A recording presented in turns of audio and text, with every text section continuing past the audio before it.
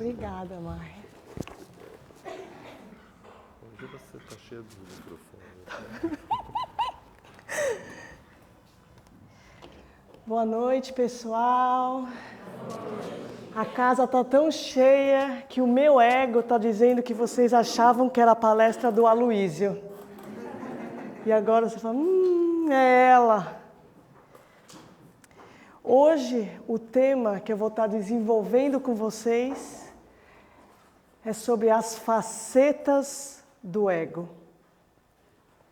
Mas antes que eu comece a desenvolver esse tema com vocês, eu quero falar sobre o tempo.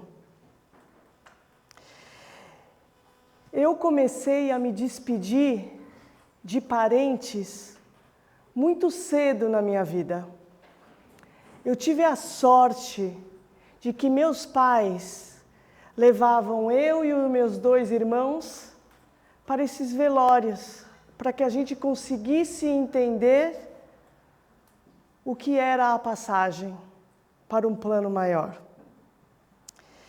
E lá eu via pessoas que eu conhecia com vida, lá deitados, com o corpo gelado, sem a vida. E muito cedo eu conheci o que era essa morte do corpo físico. Eu vi avós, padrinho, madrinha, tios, tias, pai, mãe, amigos, conhecidos. Eu acho que hoje na minha família eu tenho mais gente desencarnada do que encarnada. E eu comecei a entender também muito cedo que a gente reencarna em uma certa ordem, mas não necessariamente desencarna na mesma ordem. E quando a gente entende isso na prática, a gente tem a oportunidade de compreender que com o tempo a gente não se brinca. Independente de quem você é, da sua condição de vida, da sua evolução espiritual, eu e você temos 24 horas por dia, neste mundo, nessa terra, hoje. E por que eu estou falando do tempo? Porque a maioria de nós nós vivemos como se tivéssemos todo o tempo deste mundo, agora. A gente deixa a vida nos levar,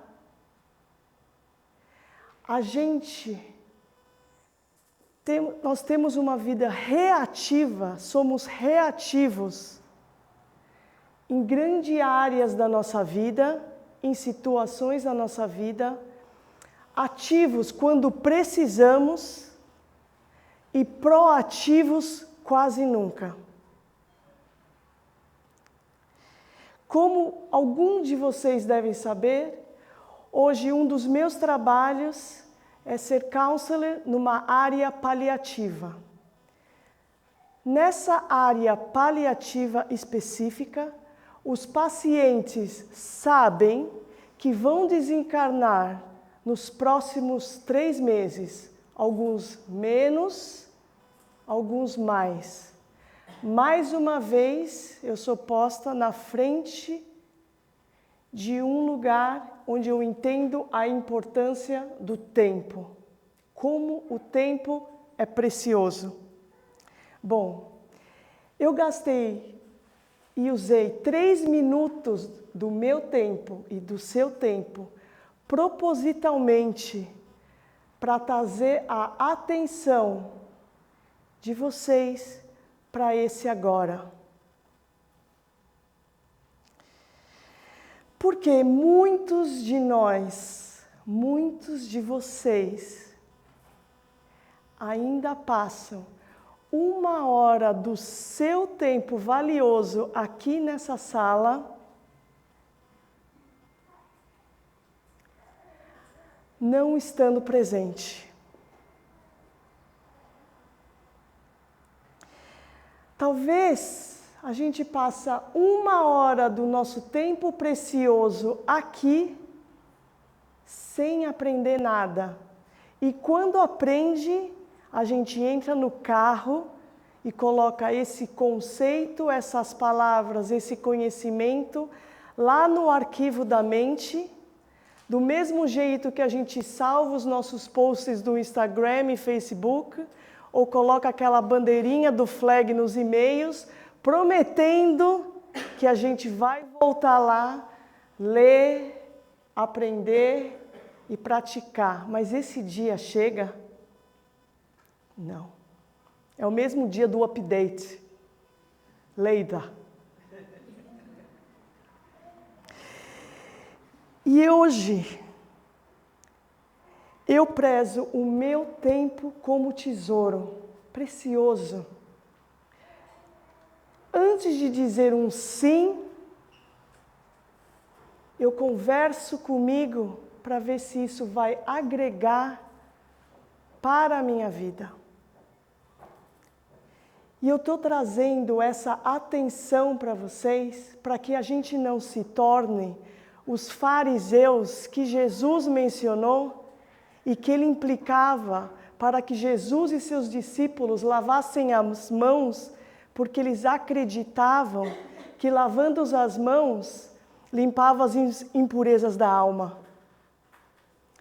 Vocês, sentados aqui, recebendo o passe, água fluidificada, o livro da biblioteca, essas palavras da palestra são ferramentas para nosso progresso moral. Não vai lavar a sua alma. Então, eu pergunto para vocês, por que vocês vêm aqui todas as terças-feiras?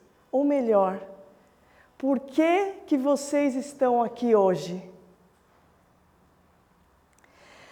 Vocês estão aqui à busca de um consolo, de uma palavra acolhedora, de um cobertorzinho divino, porque você está passando por um conflito pessoal, uma doença física, um problema que você precisa desse conforto.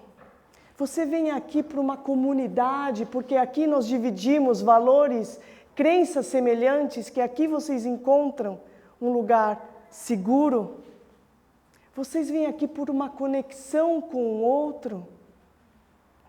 Vocês vêm aqui para estudar a palavra do Evangelho, para uma busca do seu interior pessoal, por um desenvolvimento de uma mediunidade, por uma desobsessão, por um tratamento espiritual. Não importa, vocês têm que saber o porquê que vocês estão aqui. Porque se vocês estão aqui com a sua presença física, mas os seus pensamentos estão no amanhã, vocês estão lavando a mão, achando que estão lavando as impurezas da alma. Bom, esse é sobre o tempo. Agora que eu tenho a atenção de vocês, a gente vai pular para o tema. E como eu conheço cada um de vocês, e eu sei que ninguém tem tempo o suficiente para palestras enormes, eu vou tentar mastigar o máximo que eu posso para falar dessas facetas do ego, porque eu quero que essas palavras não se tornem só mais um conhecimento, mas sim que vocês coloquem na prática, para que vocês vejam se melhora a sua vida neste mundo, nessa reencarnação. Combinado? Combinado. Então vamos lá, pegar minha canetinha. Se a gente falar das facetas do ego, eu tenho certeza que muitos de vocês sabem de muitas das facetas do ego. Insegurança, inveja, ciúmes, orgulho, pessimismo, vitimismo, procrastinação, quem mais? Controle, perfeccionismo, algo mais?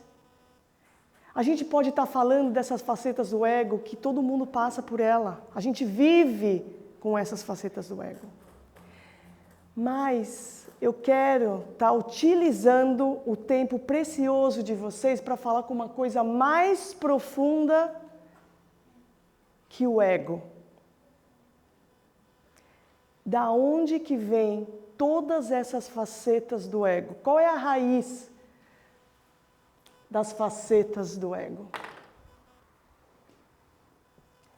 Na Bíblia, ela é mencionada mais de 366 vezes.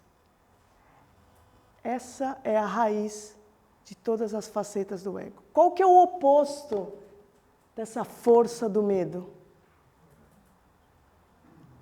Coragem. Mas qual que é a raiz da coragem?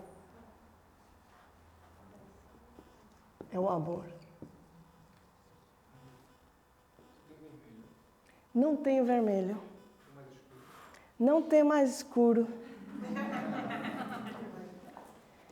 Medo e amor. E como Jesus falou, as minhas palavras, para quem ouve as minhas palavras, vai construir a casa nas rochas. Agora temos o azul, o vermelho, o preto. Amém. Medo e amor.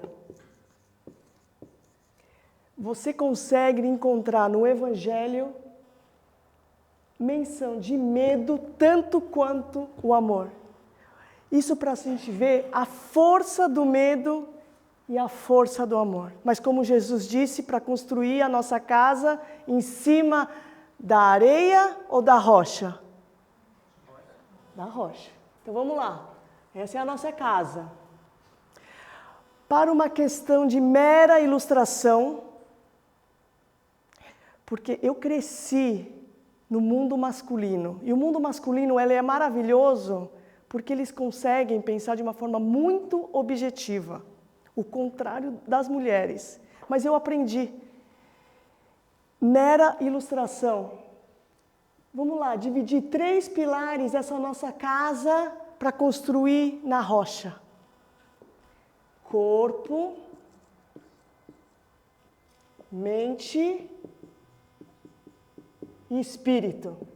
E aqui nessa casa, eu fico tão confortável falar dessa parte do espírito, porque aqui todos nós temos o conhecimento que o espírito é eterno, correto? Todos nós, eu falo que nós temos conhecimentos, mas poucos de nós vivemos esse conhecimento. A mente e o corpo, para a casa ser construída na rocha. O corpo. Todo mundo sabe aqui que precisamos de um corpo para ser um instrumento do nosso espírito.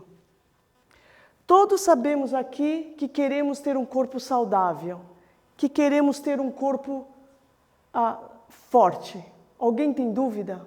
Alguém tem dúvida que o nosso corpo precisa ser exercitado, independente da nossa idade do corpo físico? Então não preciso gastar o seu tempo com isto, correto?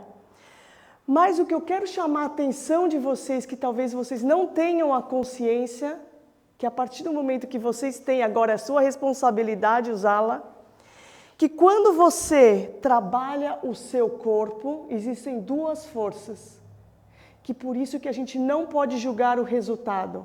Você vai na academia, ou você vê as pessoas que andam no parque, você pode olhar com seus olhos que está todo mundo andando e que está todo mundo se exercitando, certo? Só que metade daquelas pessoas estão exercitando pelo medo de ficar doente. Então, o resultado para nossos olhos, ela está exercitando o corpo. Mas a força, a frequência, a vibração está pelo medo. Outra metade está exercitando o corpo porque entende que é importante, mas está lá para fortalecer, para a longevidade, para o bem-estar. Então, eles estão utilizando a força do amor. Tá. A mente. A mente, a gente fala, nossa Maria, é a inteligência, não é? Mas, como o Aloísio disse a semana passada, a gente carrega a sensibilidade das plantas, a gente carrega os instintos dos animais, e agora Deus nos deu a inteligência, a razão. Mas é assim que a gente usa a inteligência para o amor? A nossa mente para o amor? Ou a gente usa a nossa inteligência, a nossa razão, o nosso poder para o medo? O medo, para ser mais específico, você está no passado ou no futuro? Se a sua mente está no amor, aqui você está no presente.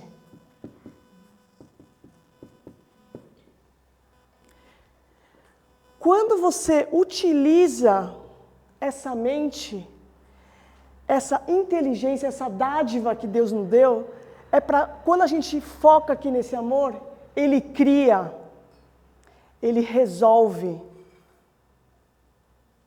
Ele pensa para ter uma solução, Ele raciocina. Quando a gente usa a mente para o passado e futuro com a força do medo, o que acontece? A gente ressente, a gente revive um ressentimento, a mágoa, a culpa, a tristeza, a raiva, o orgulho. Isso tudo pode passar para a mente, mas a gente está acessando a nossa força do medo. E ele paralisa. E ela é uma força tão grande que leva a gente para o caminho oposto do amor. E a gente é condicionada tanto a trabalhar o corpo, a se identificar com o corpo, a gente é condicionado a fazer tantos cursos, podcasts, para condicionar a mente a prosperar, a progredir. Mas você vai estar fazendo... É o medo da escassez, é o medo de não ser ninguém, é o medo de você não conseguir. Ou você pode vir aqui para esse caminho, o espírito. E quando a gente fala assim, ó, isso aqui é um músculo. Por que eu gosto de falar que é um músculo? O músculo? Porque o músculo, ele pode se atrofiar ou ele pode expandir. Isso depende de vocês, de cada um de nós. O nosso corpo, a gente precisa aceitar que existe uma genética que vem dos nossos pais, dos nossos avós. Existe uma genética, aceita. Não briga com o seu corpo hoje, é o seu instrumento hoje, mas a gente sempre pode melhorar. Mas a gente vai melhorar esse corpo pelo caminho do amor. Não é da competição para ser melhor. Não é porque a revista mostrou que o corpo tem que ser mais bonito, mais longo, maior, menor. Mas é pelo bem-estar, porque você sabe que o corpo é um instrumento do teu espírito e você precisa fortalecer. A mente, a gente precisa aceitar. O que é aceitar? Aceitar tudo o que aconteceu no seu passado. Foi o melhor que você fez. Os teus pais são dádivas, fizeram o melhor que eles puderam. Por que essa parte da aceitação é importante? Porque se você não aceita, você resiste. E se você resiste, você não abre espaço para crescer. Você fica com a sua mente e o seu corpo aqui, ó, no medo. Quando você entende que nós somos um espírito tendo uma experiência aqui humana, você começa a entender que isso aqui é um instrumento para isso. Só que a gente aprende corpo e mente. E a gente vive como se fosse um galho separado da videira. Mas a gente tem que utilizar a nossa inteligência para criar, para resolver, raciocinar, e o nosso corpo forte para esse músculo do espírito. Quando eu falo músculo do espírito, é a intimidade com a nossa parte divina. Quando a gente tem essa intimidade com a parte divina, é uma das coisas mais desconfortáveis nessa encarnação, porque somos ensinadas a controlar o corpo e a mente. Só que essa parte aqui do espírito, a gente não sabe o resultado. A gente vive com aquele poder da fé, onde a gente só consegue saber qual que é o próximo passo. Se aqui é o passo 1,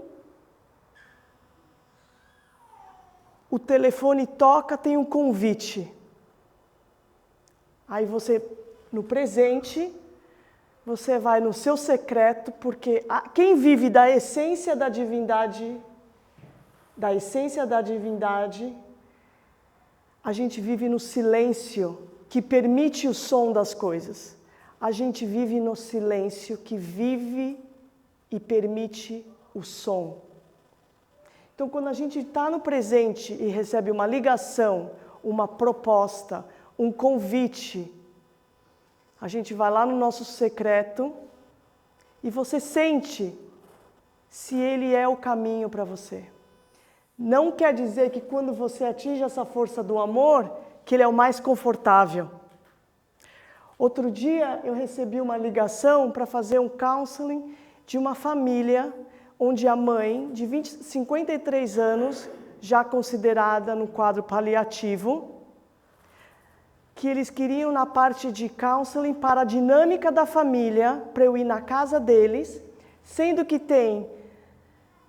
o filho acabou de sair da prisão, o pai acabou de sair da prisão, tiveram históricos de overdose, de drogas, álcool.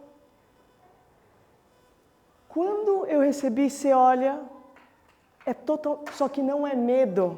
Quando você está no amor, você sente um desconforto porque não é familiar.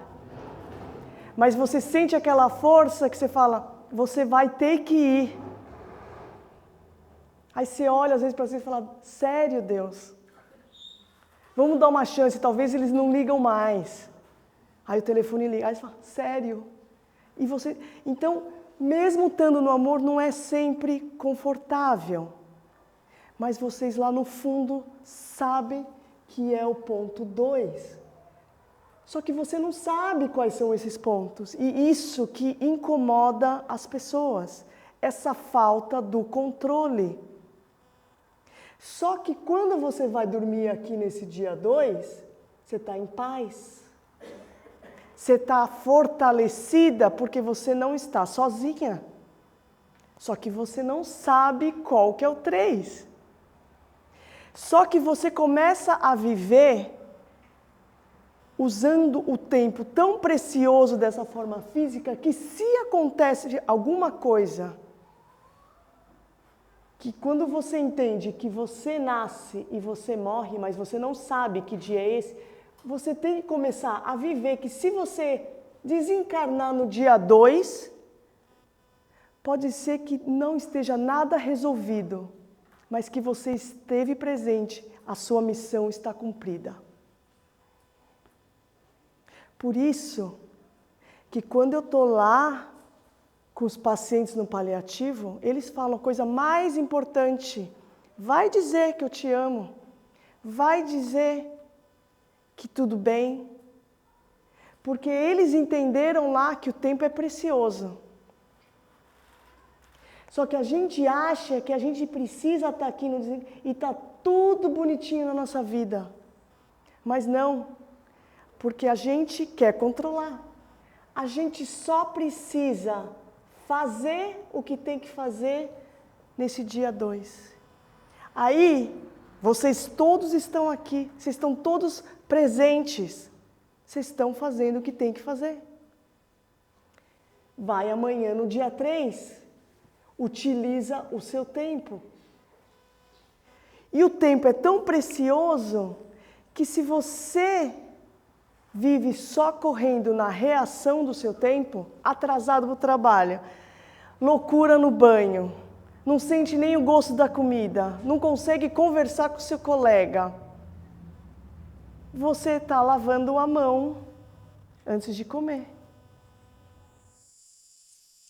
Você tem que ter controle do seu tempo. Se você nos seus 16 horas não está conseguindo produzir através do seu trabalho para essa intimidade, essa conexão, a sua inteligência tem que servir aqui, ó. Esse corpo tem que servir aqui, ó. Isso aqui.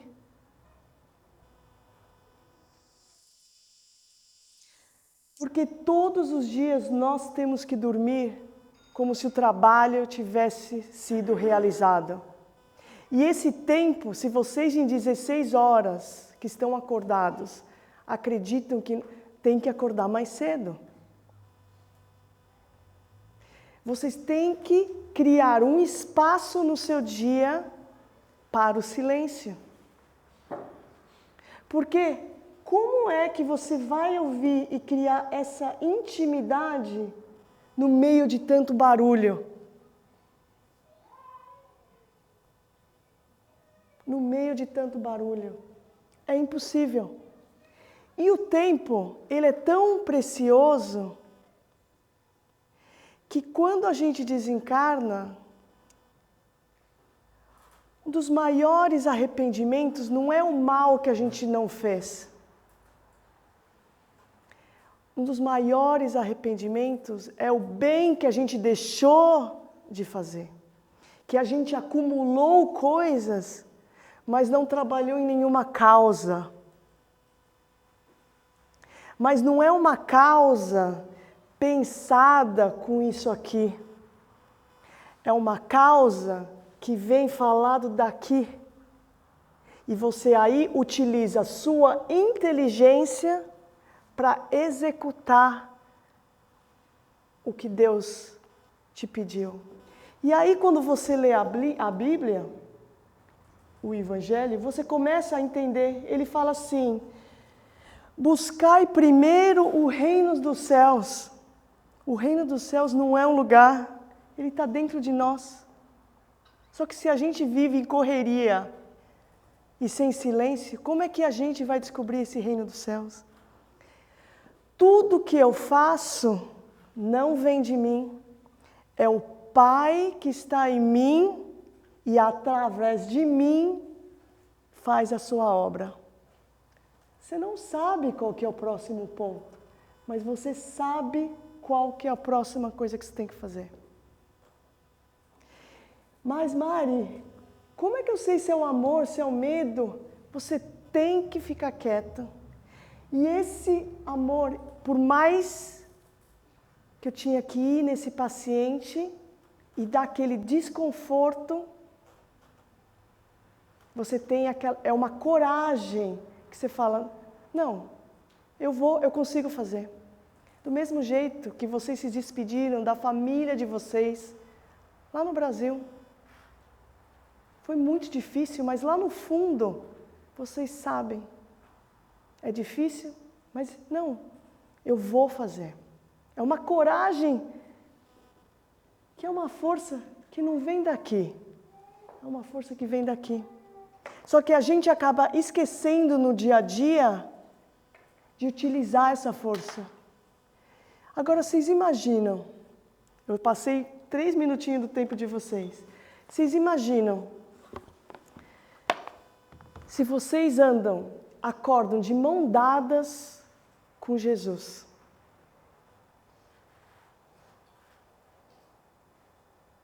Vocês acordam de mão dada com Jesus. Vocês acham que qualquer coisa que você for fazer naquele dia, você vai experienciar medo?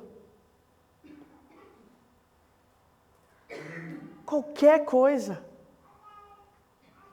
Você acha que você vai para o seu trabalho com a mão, dando a mão para Jesus? Aquele seu colega, aquele seu flatmate, aquele chefe, quando começar a jogar palavras que vêm do medo, você vai realmente se ofender dando mão para Jesus? Ou você vai olhar e falar assim, ele está tentando o melhor. Se ele está me tratando, você imagina como ele está sentindo. A gente esquece de dar essa mão para Jesus. A gente acha que a gente está sozinho todos os dias e a gente não está. Imaginem vocês, a partir de agora, com mão, para vocês deixarem essa força e ir para essa. Eu espero de todo o meu coração que eu não tenha jogado tempo fora de vocês. Isso é um músculo. Vocês podem pegar esse conceito que eu acabei de falar e jogar lá na pastinha que vocês jogam o Instagram e os Facebook. Ou vocês podem começar a identificar qualquer palavra que sai da sua boca, orar e vigiar, qualquer palavra, qualquer ação, qualquer passo, se ele vem daqui ou daqui. Vocês sabem. Vocês mandam um text para o seu amigo, um text, pode ser palavras duras, mas você sabe se vem daqui ou daqui. Agora, daqui, como nós somos todos humanos, a gente precisa estar descansados, alimentados. Então, eu falo em casa, depois das 7 da noite, não tem conversa difícil, eu estou cansada. Então, para mim ter uma reação para cá é muito mais curto. Então é melhor, vai dormir. Se alguém me dá uma palavra torta, não responde, porque o silêncio também pode vir daqui ou daqui. Ok? Vamos fechar os nossos olhos, agradecendo por mais essa oportunidade de a gente conversar sobre a vida, para que a gente consiga abençoar a saúde do nosso corpo, essa nossa coragem e vontade de melhorar o nosso progresso moral, que a gente consiga entender que Jesus está sempre conosco, que a gente nunca está sozinho, que podemos sim sentir dor em volta de uma paz serena, sabendo que tudo passa. E nessa vibração de amor, gostaria de pedir a todos os nossos amigos espirituais que abençoem a cada um de nós, nossa família, os nossos amigos lá no Brasil, as pessoas que estejam precisando de um acolhimento, de uma palavra de esperança, e que a gente consiga assim ser também um instrumento de amor e de paz por onde a gente anda, e que tenhamos uma grande semana. Que assim seja, graças a Deus.